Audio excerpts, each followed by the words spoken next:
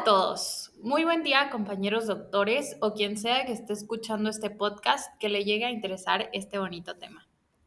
Estén listos para aprender algo nuevo en este podcast en donde tratamos temas de bioética y yo sé que tal vez no estén tan entusiasmados al escuchar esto, pero se darán cuenta que lo que escucharán algún día les será útil, ya que los principios éticos se deben aplicar en el día a día para también mejorar las relaciones interpersonales, cómo saber tratar a todas las personas. Todos somos humanos por igual y tenemos la misma dignidad. El día de hoy hablaremos con mi compañero Giancarlo Villagrán y yo, Sofía Marqui, sobre los documentos éticos mundiales. Pero me dirán, ¿por qué es importante esto? Pues bueno, yo les comentaré y les explicaré por qué estos documentos éticos mundiales conforman los principios que hoy en día usamos en la bioética y especialmente aplicados en la práctica médica. Entonces, si alguno de ustedes está interesado en perseguir la carrera de medicina y llegar a hacer alguna carrera de la salud, también pues todos estos principios que aprendes en la bioética pues serán usados. Todo empieza cuando hace muchos años, alrededor del año 1520, se elabora un código penal para los médicos en Londres. Con los años se volvió parte de los lineamientos y deberes médicos dentro de la ética. Después, el término penal se cambió a ético. ¿Por qué? Porque el término penal solamente hacía referencia como si nada más le fueran a dar un castigo, ponle de cárcel o de alguna multa, y no había otro sentido que le podía dar un sentido moral o ético en estas palabras, ¿no? Entonces, en vez de código penal, se decía código ético para los médicos en Londres.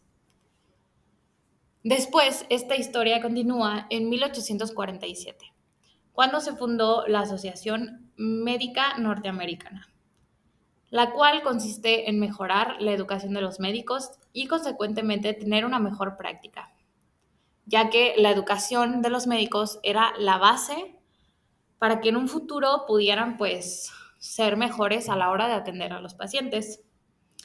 Entonces, era importante que se fundara algo así para que hubiera unos lineamientos en base a qué tan estricta o qué tan completa debía ser la educación para los médicos. Con los años, esta asociación fue evolucionando y mejorando. Se desarrolló hasta el año 1980, pero el código de ética de esta asociación siempre consistió en explicar el objetivo central de un médico. Hay que tener en cuenta que la profesión médica tiene un objetivo central, y aquí lo explican de la mejor manera. Ser médico significa ser dedicado en lo que estudias, en lo que practicas, ofrecer un servicio competente y compasivo a la humanidad ante el respeto absoluto de la dignidad de la persona, creando para cada paciente una medida de devoción y servicio. Esto significa, en otras palabras, que un médico no solamente tiene que aferrarse al lado del conocimiento y ciencia, sino que también debe recordar que sus pacientes son personas con dignidad, con una vida y cada uno de ellos es diferente. Entonces se trata con la humanidad y la enfermedad, no pueden ir solas. Relacionado a lo que dijo mi compañera previamente, podemos mencionar el Código de Nuremberg, publicado en 1947, donde se empezó a castigar al médico por no tomar en cuenta muchos derechos humanos del paciente. Aquí se formuló que los experimentos médicos que se realicen en seres humanos deben ofrecer resultados provechosos para la sociedad, que no se puede lograr de alguna u otra manera. Aquí se implementó el consentimiento informado y voluntario del sujeto humano para la realización de experimentos. Nos podemos dar cuenta que la medicina empieza a hacerse más humana, respetando a la dignidad de la persona y no pasar por alto el sufrimiento y el consentimiento del paciente. Yo creo que a nadie le gustará ser usado o ser sometido a algo sin su propio consentimiento. Seguimos con el año 1948, en el cual se crea la Declaración de Ginebra de la Asociación Médica Mundial, el cual representa el juramento de Hipócrates para los que inician a ejercer la medicina. Es un juramento con los principios básicos que un médico debe respetar y cumplir. Aquí la evolución de la historia de los documentos nos va dando más bases éticas para la medicina. ya que en 1949 comenzó aún más la preocupación por las investigaciones en seres humanos. Por esto se creó el Consejo de las Organizaciones Internacionales de Ciencias Médicas y en 2002 se actualizan las normas de investigación en seres humanos y se reafirma lo previamente dicho sobre el consentimiento informado. Las investigaciones en seres humanos primeramente se tienen que caracterizar en el consentimiento de la persona, ya que debe de cubrir todo el proceso anterior, que se haya evaluado el riesgo y el beneficio de dicha investigación y que haya una indemnización en caso de muerte o discapacidad, también teniendo la libertad de retirarse de la investigación en cualquier momento sin ninguna repercusión, ya que al final es un experimento el que se está probando en una vida humana y el resultado no puede ser siempre certero. Seguimos con otro código de gran importancia, el Código Internacional de Ética Médica, que fue adoptado primeramente en 1949 por la Tercera Asamblea General de la Asociación Médica Mundial en Londres. Después fue enmendado en 1968 por la 22ª Asamblea Médica Mundial de Sydney, Australia.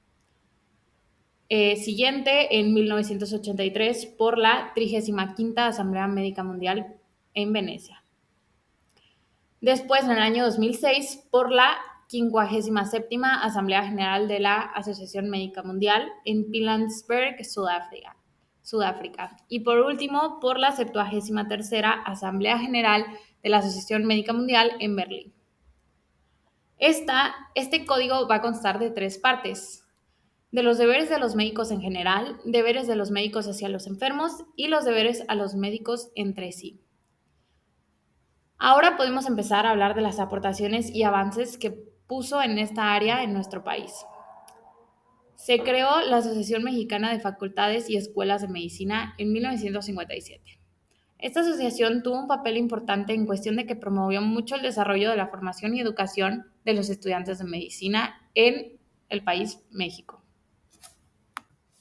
Retomando lo de la investigación en seres humanos, se publicó en 1964 el documento por excelencia que protege y regula esto en base a la ética, la Declaración de Helsinki. Es un documento que promueve los principios bioéticos de autonomía, justicia y no maleficencia y beneficencia. Se tiene que informar al paciente de todo lo que se va a realizar y someter y a la conclusión del estudio se debe asegurar el acceso a los mejores métodos profilácticos y si el paciente se niega a participar al estudio, la relación médico-paciente tiene que ser la misma sin que esto repercuta en la atención que se le da.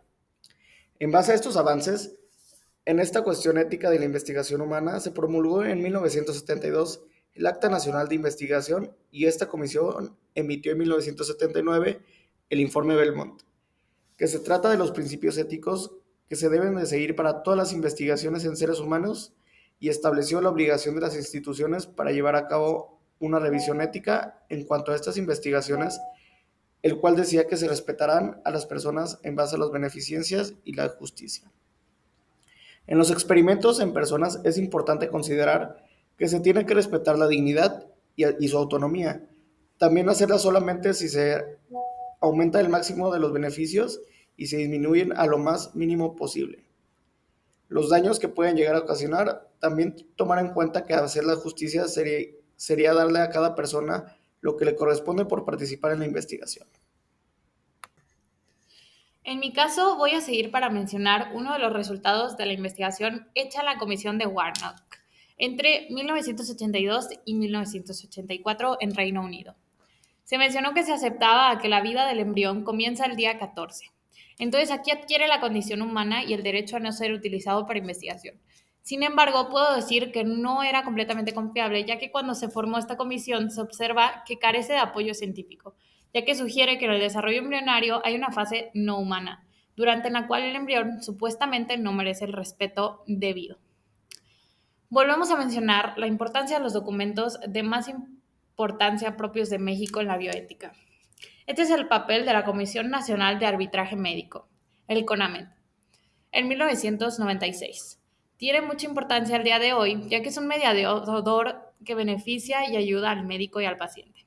Entonces se encarga de que la relación médico-paciente se mantenga dentro de los parámetros éticos y si no, estos problemas que se crean o quejas de pacientes o de médicos de la manera más imparcial y justa se resuelven. ya sea de parte de los usuarios de los servicios médicos o los prestadores de los mismos.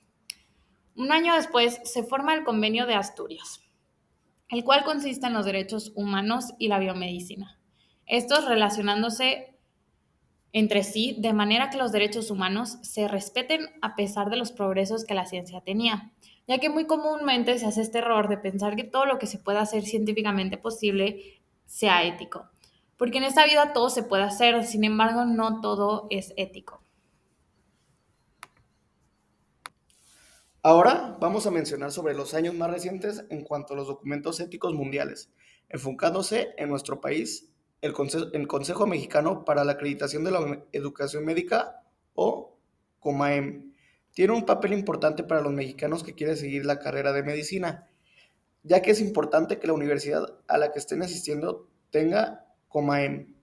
De esta manera se acreditan sus estudios de la manera correcta ante el país y podrían realizar el ENARM sin problemas si es que quieren realizar una especialidad médica. Por último, podemos finalizar con 3 documentos. El primero siendo en 2006, que es la Declaración sobre Bioética y Derechos Humanos de la UNESCO. Este documento, en resumen, habla del respeto que se le tiene que dar a la dignidad humana, los derechos humanos y las libertades fundamentales del paciente, poniendo como prioridad el interés del paciente, consentimiento informado y respetar la autonomía y decisiones de este mismo, confidencialidad entre médico y paciente y evitar la discriminación. En segundo, sería la Declaración de Lisboa, que trata de los derechos del paciente, Asociación Médica Mundial, y en 2013 se basa en poner como principal punto de este documento la dignidad del paciente y el derecho de la vida privada, que tengan al igual que respetar su cultura y valores. Hay que tener muy en cuenta, el paciente, si está en sus capacidades, siempre está libre de decidir, ya sea aliviar su sufrimiento según los conocimientos actuales o hasta recibir alguna atención terminal humana o si quiere aceptar alguna asistencia religiosa, así mismo como negarla. Y por último, el tercero, que son los documentos de voluntades anticipadas. Con esto podemos finalizar porque engloba el respeto de la autonomía del paciente. Puede aceptar a ser curado como puede negarse a esto. Si el paciente está en las facultades mentales siempre, tendrá esa libertad. Por otro lado, tenemos los cuidados paliativos, muy diferente a la eutanasia. Los cuidados paliativos están hechos para justamente evitar e ir contra la eutanasia, ya que es importante mencionar que la ley mexicana condena la eutanasia. Ok, y ahora para finalizar, cabe mencionar que todos los documentos explicados durante este podcast son para tener muy en cuenta los principios éticos que tiene que tener un profesional de la salud. Siempre ejercer acompañado de la bioética porque tratamos con humanos y no solo una enfermedad. Ahora quiero mencionar esta frase que pues personalmente me gustó mucho, que sería que el amor al prójimo, la confianza en quienes nos cuidan, ya sea los tutores, familiares o médicos, son base del principio de beneficencia. Ahora, gracias a todos por escuchar y ganar nuevos conocimientos sobre bioética en este podcast. Asegúrate de no olvidarte de las cosas importantes que más adelante te serán útiles. Para concluir esto, al final de todo esto podemos observar que a pesar de que se han hecho muchas modificaciones para cada vez mejorar esta rama de la medicina, siempre va a haber una modificación que se tenga que hacer para mejorar cualquier sentido ético. Pero estos documentos nos ayudan a llevar una justicia, por así decirlo, y proteger los derechos tanto del doctor como del paciente. De esta manera, poder defender tanto la salud de los pacientes con una buena práctica y respeto por parte de los doctores, a su vez también que el doctor aprenda cómo de respetar al paciente y a cómo se debe ser respetado. También el paciente sepa y conozca sus derechos. Y muchas gracias a todos por escuchar este gran tema acerca de los derechos mundiales y que les haya servido de algo conocer estos temas. Así, si no, como ya les lo mencionamos en algún momento, les será útil. Muchísimas gracias por escucharnos.